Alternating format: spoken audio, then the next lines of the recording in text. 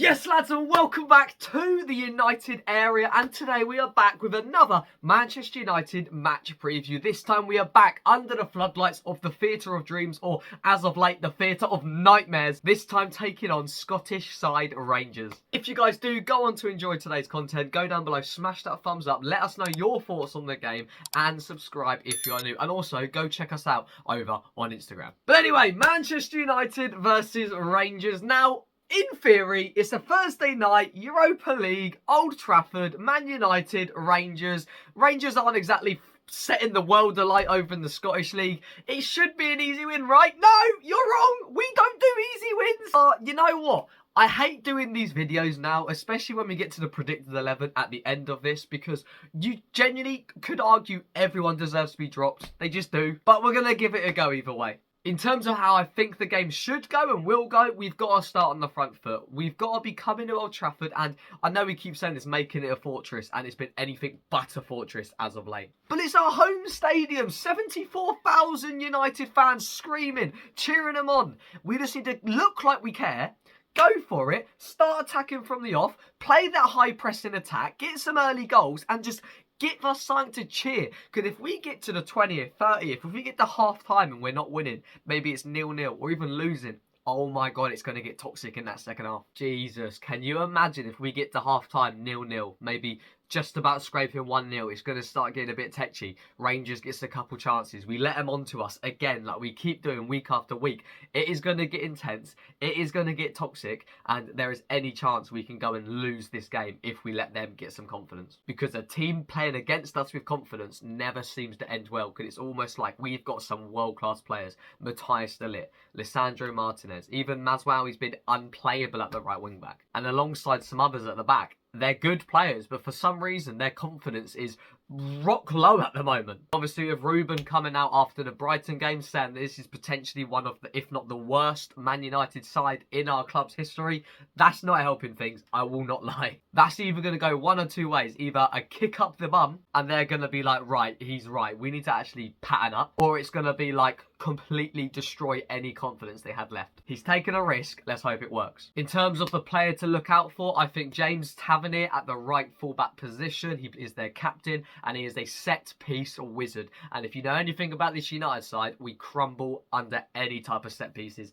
Corners, free kicks, even our goal kicks, I'm sure we'll find a way to throw it away. They have got some top players, Jack Butland in net, of course, and this can be a very cagey game if we let them come onto us. They're going to show some aggression, they're going to show some strength. We just got to hold our ground and not let them overdo us in terms of the mental battle. And in terms of the predicted 11, Jesus Christ, where do I even start? Literally, I can make a case to just play the under-18s. I will put a disclaimer out here. I am recording this video before Ruben's press conference. I am going away with my partner for a couple of days, and therefore I have not seen the press conference. So bear that in mind. In terms of in between the sticks, obviously Onana's our starting goalkeeper. It's such a weird one. I think Onana stays in goal. I would prefer Bayindir, but I think Onana will be in the net. In terms of the back line, Jesus Christ, I feel like there's not actually that many options. I think you've got to go Mazraoui and Dalot as the wing-backs, because you could play Malacia, but he's just not there, in my opinion. In terms of the back three, it genuinely could be anyone. I would not be surprised to see Lindelof or even Johnny Evans get some minutes. I can't lie. That being said, I think Maguire and de Ligt are pretty much certain. I know Maguire maybe might have been playing with an injury against Brighton, but to be fair, with their aerial presence, I think in this type of game, against this type of team, you need some big heads in the box, and those two are exactly that. Massive heads. In terms of who's next to it, Yoro, Leacher, Evans or Lindelof, I think it's gonna be Leacher. He was rested in the Brighton game, whereas Yoro got the start, but I think Leacher comes back into the fold today. In terms of the midfield too, I would love to say Ugarte and Mainu, but I just don't think they deserve it. I would not be surprised if he completely changes it and plays like Casemiro. He won't play Casemiro. Maybe Ericsson. He actually, you know what? That pass Ericsson made for a Mads goal, by the way, I think the second goal, world class. Not spoken about enough. I'm going to go with a Collier and a Casemiro. Because here's my thought process here. Mainu and Ugarte have played all the last couple games against Liverpool and Arsenal. Brilliant. Against Southampton and Brighton.